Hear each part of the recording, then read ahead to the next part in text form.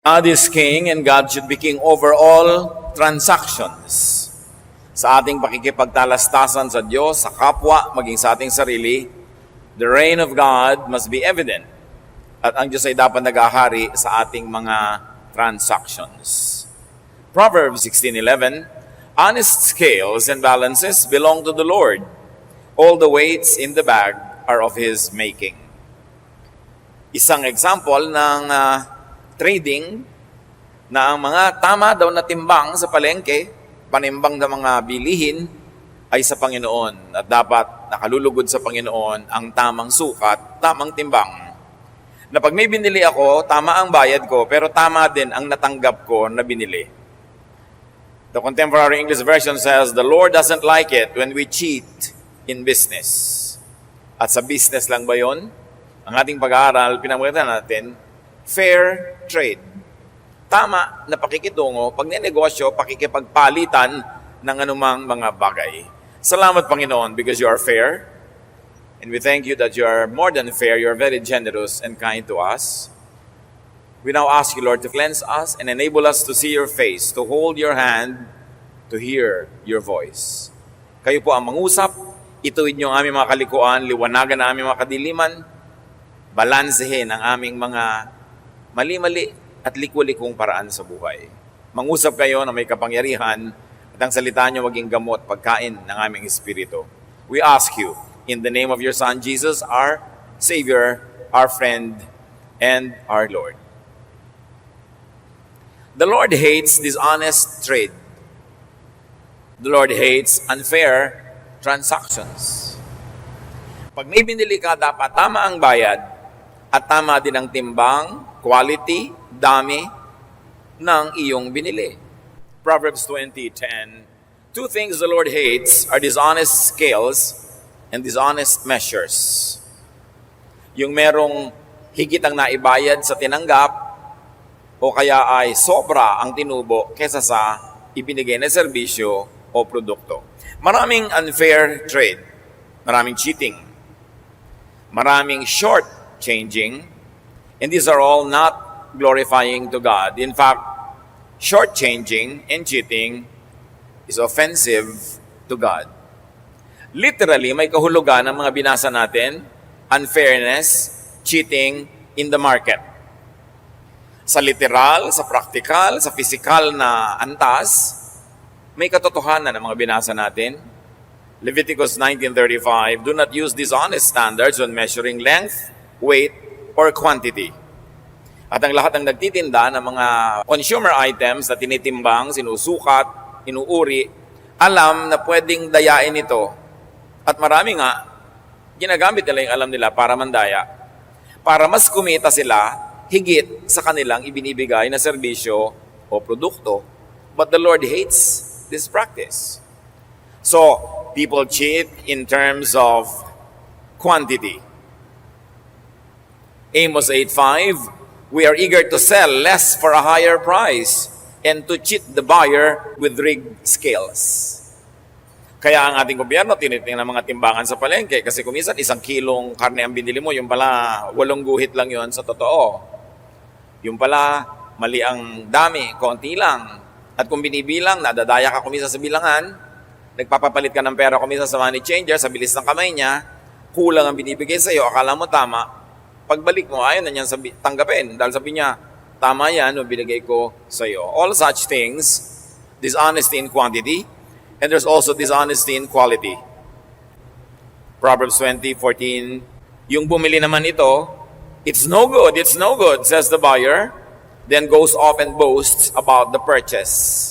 May ganun mga mamimili, pipintasan yung tinda para bumaba ang presyo. Pagkatapos, pagka nabili na niya, ipagyayabang niya, ang mura ko ito nakuha. Nadaya ko yung buyer. Mas marami akong nakuha kaysa binayad ko. At maraming tuwang-tuwa pa ganyan. Yung mga mahihirap na tindera, uuwi na lang sila, babaratin mo dahil mabubulok na yung kamatis, mabubulok na yung saging, mapipilitan na silang ibenta yon. So tuwang-tuwa ka ngayon na nanggipit ka ng kapwa, ang mura na yun nabili. Amos 8:6, we want to mix in some chaff with grain. O pinag-ahalo daw yung balat ng mga butil at saka yung butil, mga darak at bigas, para mapuno ang sisidlan. Akala mo ang lahat ng binili mo prime commodity, yung pala may halong basura. Hindi lang sa palengke ang dayaan. May dayaan din sa workplace. Yung mga binabayaran ng husto pero hindi naglilingkod ng husto. Meron naman, pinaglilingkod ng husto pero hindi sinusweldohan ng tama. Parehong pandaraya yon. James 5:4-5, look, sabi sa employer na madaya sa pagpapasweldo, the wages you failed to pay the workers who mowed your fields are crying out against you. The cries of the harvesters have reached the ears of the Lord Almighty. You have lived on earth in luxury and self-indulgence. You have fattened yourselves in the day of slaughter. Yun daw ang naghihintay sa mga taong nagsasamantala sa mahihirap na mga manggagawa. Sweldo na, hindi pa pinapasweldo, pinapatagal pa, iniipit-ipit ang mga pasweldo. Sabi ang lahat ng kanilang paghihirap ay nakakarating na mga daing at iyak sa Diyos. At para lang pinatataba mo ang iyong sarili, parang patabaing hayop para katayin. Cheating. Madayang employer and employees. Meron ng mga empleyado, lalo't may bandy clock, nagkakandara pa mag-bandy clock, tumatakbo, lumilipad, nalalipad ang mga hagdan, at pagka bandy clock niya, biglang bumabagal, slow motion lahat ang kilos. Pupunta sa banyo, magme-makeup, maglalagay ng isang kilay na kulang, magsisipilyo, magbubuklat-buklat mga abubot. Ang bagal na, kasi naka-time in na eh. Maraming ganun. Binabayaran mo, yung pala nag-Facebook, oras ng trabaho, kung ano nung ginagawa, musta yung, hi, kumain ka na bang? Binabayaran para magganon. Alam yun ng Diyos at ayaw yun ng Diyos. Proverbs 11:18, a wicked person earns deceptive wages. So an honest person, paglalabas na siya sa kanyang workplace, kay factory, kay office, whatever, o kung hindi quantified yung time, ang lagi mong itatanong sa sarili mo, sulit ba ang employer ko sa ibinayad sa akin sa araw na ito, sa linggo na ito, sa buwan na ito? Hindi yung susweldo ako pero nagpe-pretend lang akong gumagawa. At in fact, uwi-uwi pa yung stapler, uwi-uwi pa yung mga papel at mga supply ng office. Habang nando sa office, tinda ng kung ano-ano. So, alam yun ng Panginoon. Ito yung mga pandaraya sa literal, sa physical na paraan. Pero may higit pang pandaraya. Figuratively and symbolically, there's a lot of unfairness, cheating, in relationship with God, with people, with oneself. And let's talk about our relationship with God. How do we cheat God? In quantity. Sabi sa Malakay 3:8-9, will a mere mortal rob God? Yet you rob me. But you ask, how are we robbing you? In tithes and offerings, you are under a curse because you are robbing me. Sabi ng Diyos. Dinadaya mo pa, kung lagi pa itinatanong, sa gross ba o sa net, basta kung saan mas ganansyado ka, doon ka papupunta. Sabi ko, you are robbing me. How else do we make an imbalance in our trade with God, in our relationship and transaction with God? Exodus 28:10, remember the Sabbath day by keeping it holy. 6 days you shall labor and do all your work, but the 7th day is a Sabbath to the Lord your God. And the Sabbath has come to me not only rest, but also a day of prayer, day of worship. Maraming mga tao, short change ang Diyos. Binibigyan siya ng 6 days a week para sa kanyang lahat ng gawain, and the 7th is for the Lord. Tapos kumisan, wala pa ni isang oras for the Lord, wala pang 30 minutes, absent pa, or konti. Late darating sa worship, at unang-unang aalis, nagkakandara pa sa pag-alis. Kulang either sa pahinga o kulang sa worship, yun naman ang purpose ng ikapitong araw ng pahinga. Yung iba hindi pa sumisipot.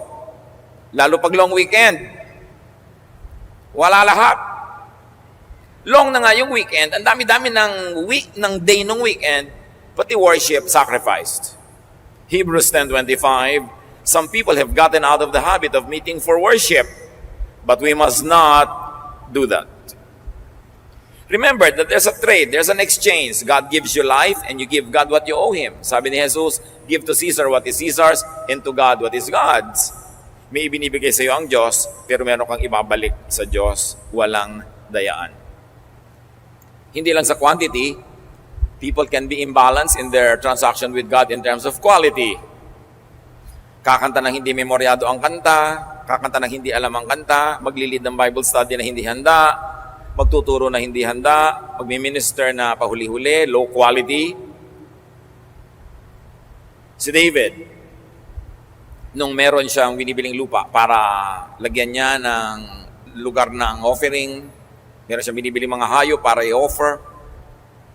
Dahil siya'y hari at dahil i-offer niya sa Diyos, ayaw pabayaran noong mayari. Sabi niya, hindi, magbabayad ako at huwag mo akong bibigyan ng discount. Babayaran akong buo, sabi ni David. 2 Samuel 24:24, I insist on paying for it. I will not sacrifice to the Lord my God burnt offerings that cost me nothing. Sabi niya, hindi ako mag-offer sa Diyos ng libre ko lang nakuha. Hindi ako nagbayad ng buo at ganap. Hindi ganun ang paggalang ko sa Diyos. Sabi ni David. Quality. Mark 12:41-44, Jesus was sitting in the temple near the offering box and watching people put in their gifts. He noticed that many rich people were giving a lot of money. Finally, a poor widow came up and put in 2 coins that were worth only a few pennies. Jesus told his disciples to gather around him. Then he said, I tell you that this poor widow has put in more than all the others. Everyone else gave what they didn't need. But she is very poor and gave everything she had. Now she doesn't have a cent to live on.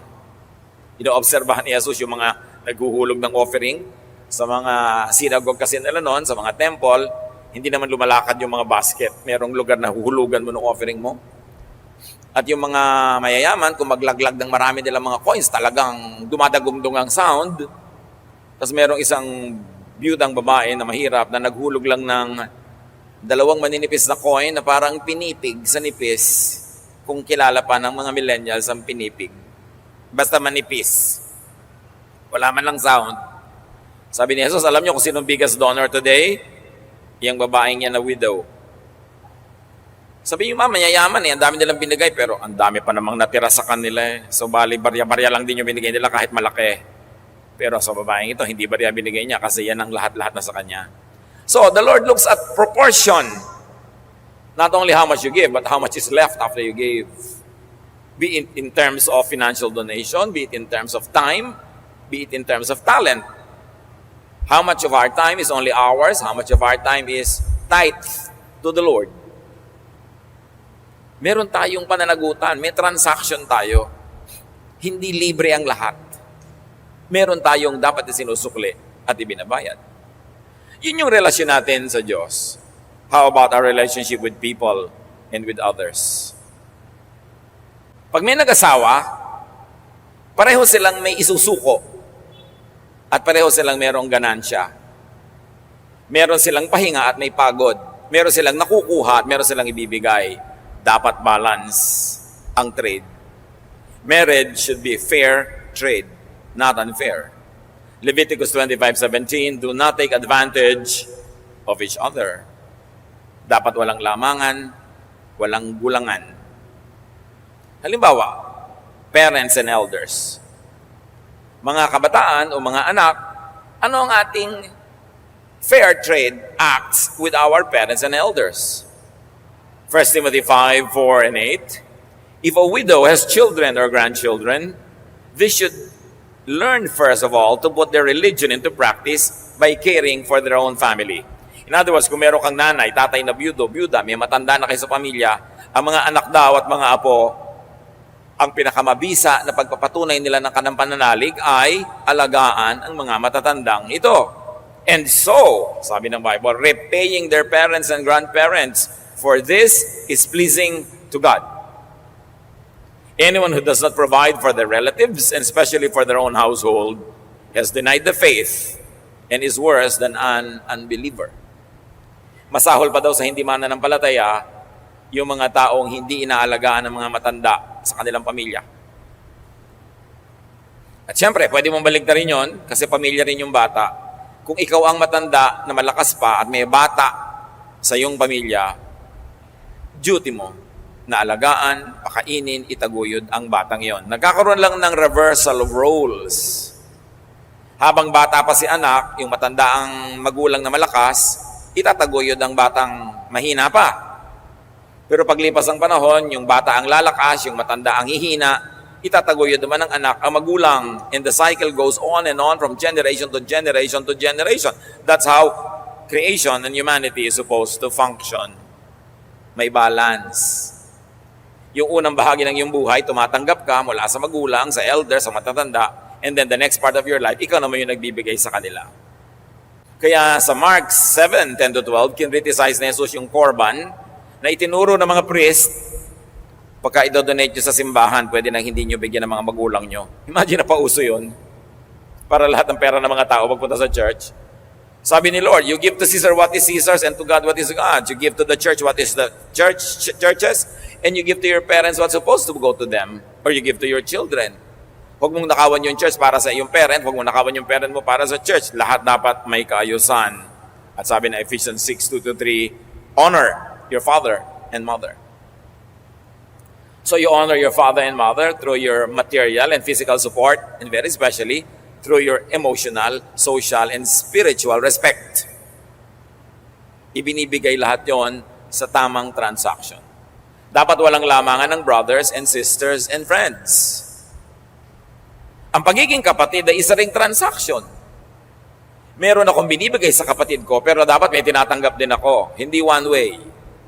Hindi tulad ng nagiging example ng maraming pamilya, pag merong isa o dalawang matino, responsible and fruitful, sila na lang ang laging tinatalbusan, pinipitasan, hinihingan, tapos yung iba, hingi na lang ng hingi. They just get and forget. And the responsible members of the family just give and forgive. It's not balanced. It's not the way of God. Dapat may balanse. May mga magkakapatid naglalamangan.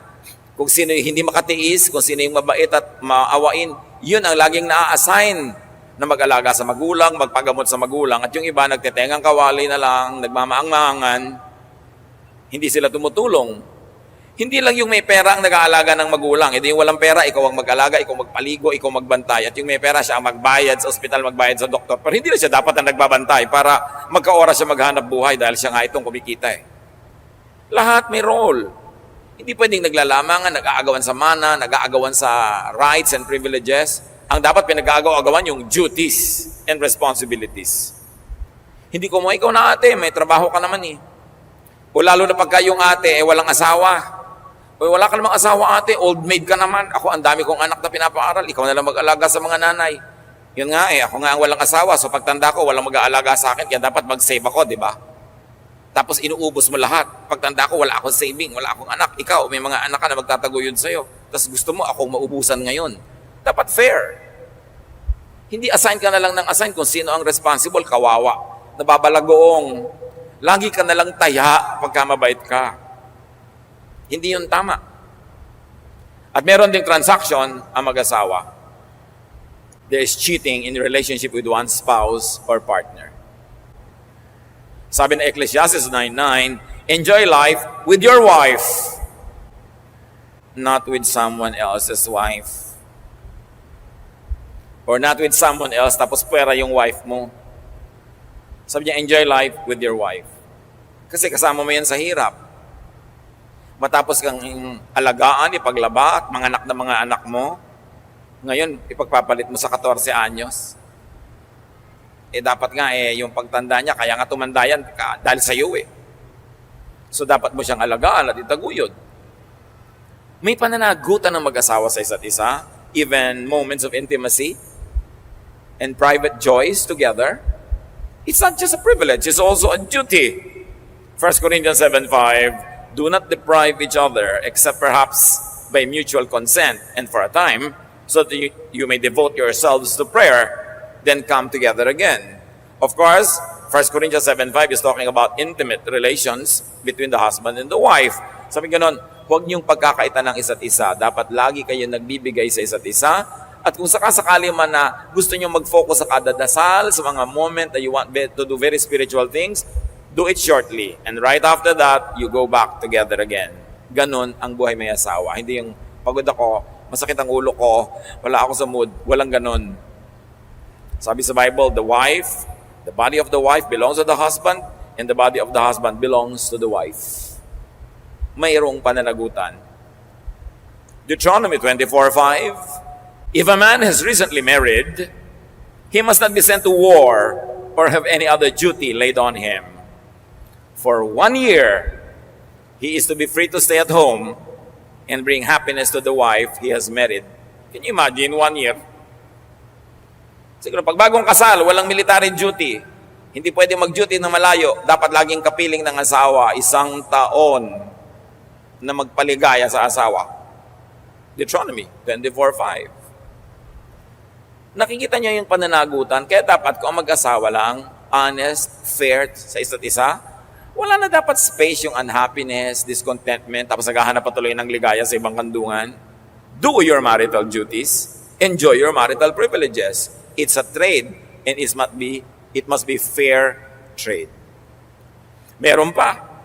Dahil yung lalaki o yung babae ang may trabaho sa labas at kumikita, laging kung itrato yung nando sa bahay na spouse, akala mo, wala naman trabaho yan sa bahay lang yan. May magte-text pa sa akin o may message sa Facebook, Tito, wala naman po akong trabaho, housewife lang ako. Hindi ba trabaho maglaba, mamalansya? Pag may baha, binubuhat mo yung mga refrigerator. Pagka mayroong tulo yung bubong, inaakyat mo. Pagka may magnanakaw, kinakarate mo. Pagkatapos yung mga anak mo, hinahatid mo sa school, luto ka dito, hugas ka doon, namamalengke ka, nakakaliskis ka ng mga isda, pagod na pagod ka. Hindi ba trabaho yun? Trabaho yun. Trabaho, wala sweldo. Kaya dapat hindi sinasabi nung may trabaho ngayon, ako kumikita, pera ko. No. Kung wala kang asawang nag-aalaga sa bahay mo, sa buhay mo, sa mga anak mo, hindi ka rin makakapag-focus sa trabaho. Hindi ka makakapasok on time, wala kang isusuot. Kaya dapat fair ang samahan ng mag-asawa. Walang dayaan. May binibigay ka, may tinatanggap ka. That is God's command and that is God's will. At syempre, wala din dapat dayaan on one's children. Bihira, pero meron din yung magulang pa ang nandadaya sa anak. Pero nangyayari yun. Kaya sabi sa Ephesians 6:4, fathers, do not exasperate your children. Huwag niyo silang sagarin. Huwag niyong inisin to the point na maging rebelde. Ang bata-bata pa, siya mong pinaghahanap buhay, tas ikaw nagsusugal, ikaw nagchichismis lang, tas yung mga bata nagtitinda na kung ano sa lansangan, tas yung tatay lasing, adik-adik. Sabi sa 2 Corinthians 12:14, children are not supposed to save up for their parents, but parents are supposed to take care of their children. Yung mga bata, habang bata pa, hindi sila dapat na nagsusupport sa magulang. Dapat yung magulang ang nagsusupport sa bata. Habang bata. Siyempre, dadating ang panahon, yung bata, hindi na bata, siya na yung nasa katanghalian ng buhay, siya na ngayon na magsusupport na sa kanyang magulang na nasa sunset na ng buhay. May reversal. Pero hindi obligasyon ng mga batang maliliit na buhayin ng kanilang magulang. Pananagutan yon ng mga magulang. So mayroong unfairness to people, and there's also unfairness to the community and to the nation. 1 Peter 2:13, submit yourselves for the Lord's sake to every human authority. Pag no parking, no parking. Pagka no littering, no littering. Pag pay your taxes. Marami mga tao gusto nila ma-enjoy yung privilege ng pagiging citizen ng isang bansa, pero ayaw nila ng duty, ayaw nila magbayad ng buwis, ayaw nila sumunod sa batas. So ang mga mamamayan, mayroong pananagutan sa bayan para ang bayan ay tumino. At ang mga nangunguna, lalo namang may pananagutan para tumino ang bayan. Kaya si Solomon, nung ginawang hari, sabi ng Panginoon, humiling ka kahit anong gusto mong hilingin, ibibigay ko sa iyo dahil kukoronahan kang hari. Si Solomon humingi ng karunungan. 2 Chronicles 1:7-12, Solomon asked for wisdom to govern. Sabi niya, napakadakila po ninyo, dakila ang inyong bayan, dakila ang mga taong ito, so turuan niyo akong maging mabuting administrador. Give me wisdom.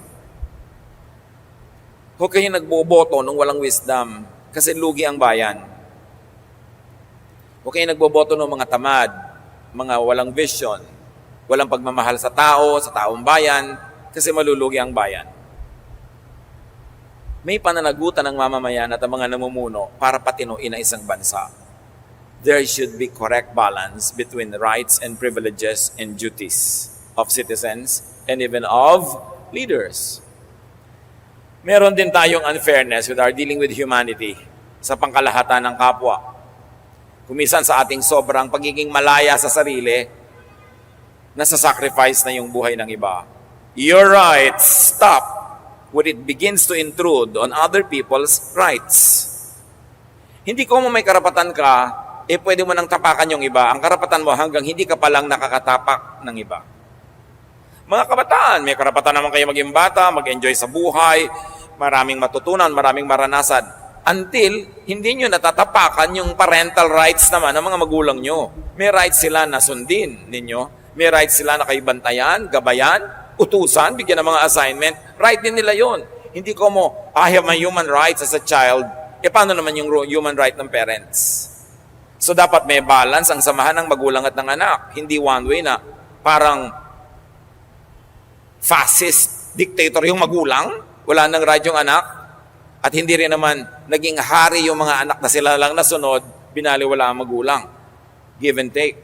May tamang lugar para sa lahat ng bagay na ginagawa sa silong ng langit. 1 Peter 2:16-17, live as free people, but do not use your freedom as a cover-up for evil.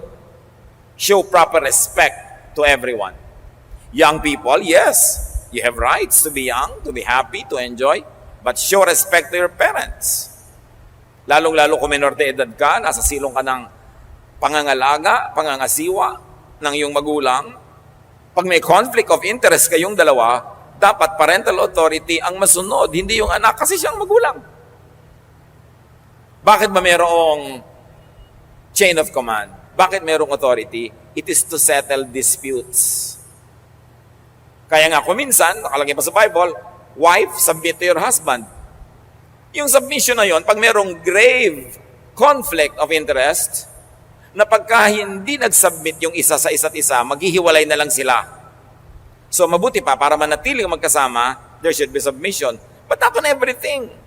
Hindi hanggang kung anong kakainin mo, anong susuot mo, anong kulay lang yung buhok, sabit ka ng sabit. Sa mga area na sobrang magkabangga ang inyong pananaw, for the sake of preserving your relationship, one should submit to the other. And the tradition of the Bible has it that the woman submits. But many values in the Bible have changed even during the Bible times. Nag-a-adjust yun. Kung anong ibig sabihin nun. Ang ibig sabihin lang na mahalaga, unity. Kaya may submission, kaya may authority. So, mga anak, pag merong grave conflict of interest with your parents, you should know na parents dapat amang ibabaw. Sila ang binigyan ng Diyos ng ganong tungkulin at karapatan. Lumagay sa lugar. Kahit ang mga orchid kumakapit sa puno, hindi tumutubo sa kung saan na lang. Ang water plant nasa water, ang cactus nasa desert, lumalagay sila sa lugar. So ang magulang dapat nasa lugar, ang anak nasa lugar, ang manugang nasa lugar, ang apo, everybody should take your correct place para walang conflicts or minimize lang ang conflicts.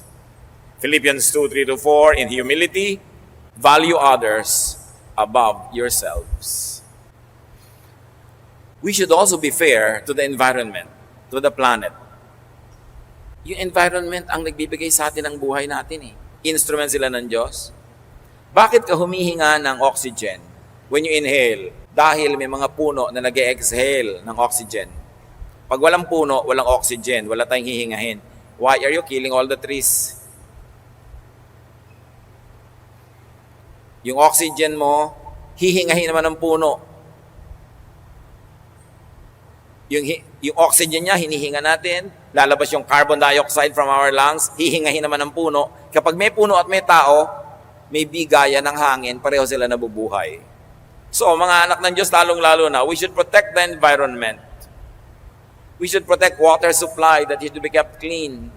Minimize the use of plastics that are not biodegradable, na pag natapon sa ilog, sa dagat, ikinamamatay ng mga hayop, natatrap sila sa loob ng mga plastic bag, nakakain nila yung mga plastic pellets na akala nila pagkain, nakakasama na sa kapwa yung ating sobrang convenience ng paggamit ng plastic at iba't iba pa.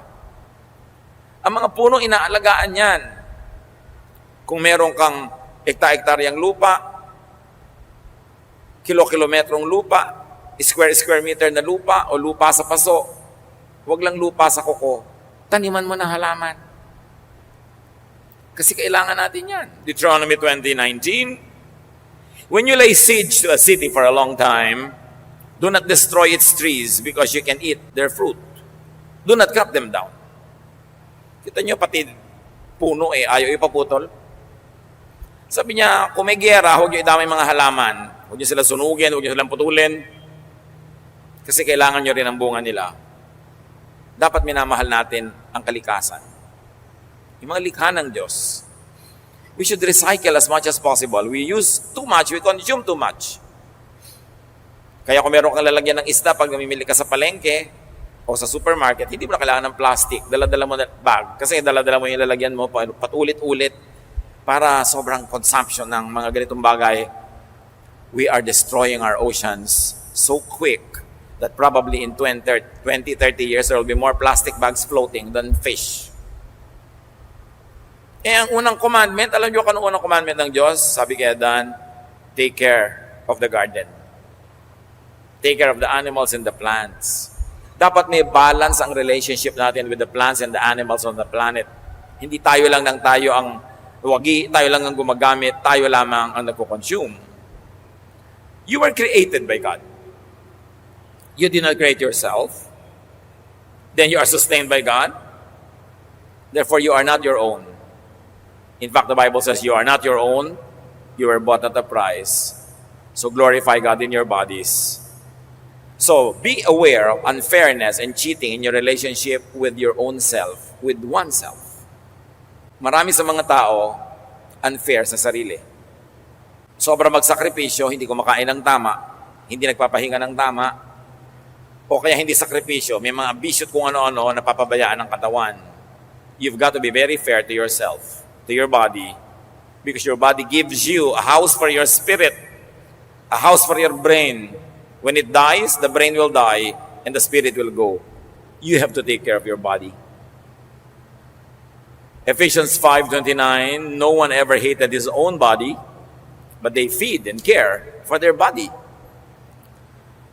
So alam mo na yung mga masasamang pagkain, huwag mo nang kainin. Although of course, yung iba, nalalaman natin, akala lang pala natin masama, pauso lang pala ng mga may gustong ibang itinda na yun ang kainin natin, yung tinda nila.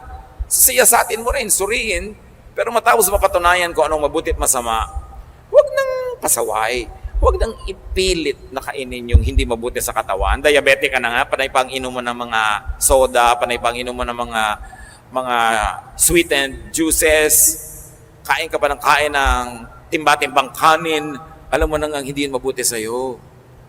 May heart problem ka na nga, mayroong problema na ang iyong katawan, kain ka pa ng kain ng mga bawal, ungodly ang ganyan Si Adan, inutusan, alagaan ang hardin, ang halamanan, at nakauna-una ang halamanan na yon, katawan ng tao.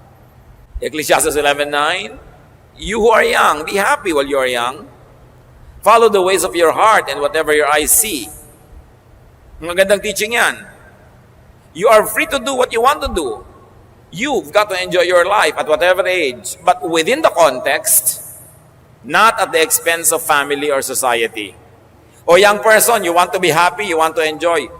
Pero madaling araw na, hindi ka pa umuwi, nag-aalala na yung mga magulang mo. Hindi na yun freedom. You're already infringing upon the rights of your parents.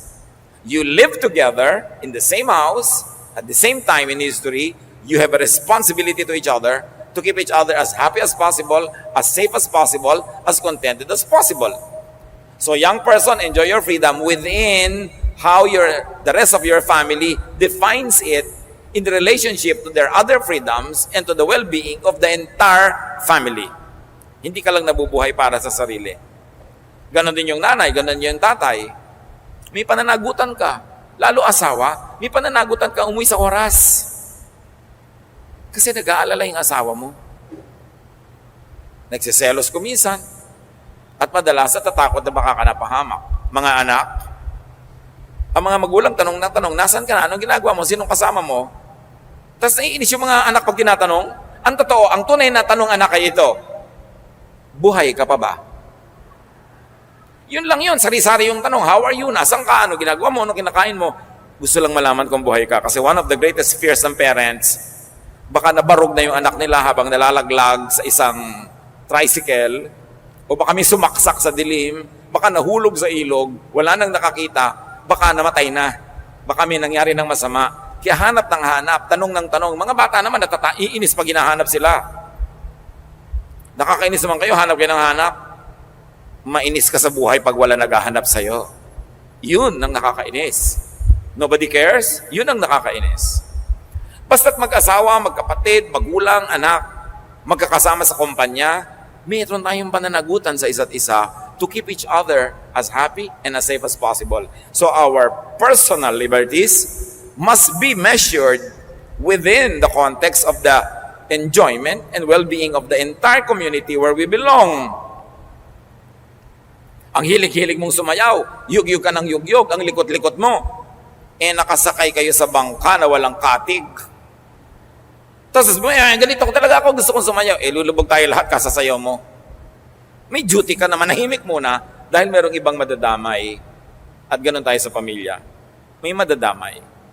Yung mga ibang kabataan, gustong-gustong mag-rappelling, kung ano-ano mga activities, sumuot sa mga kuweba, umakyat sa mga bundok.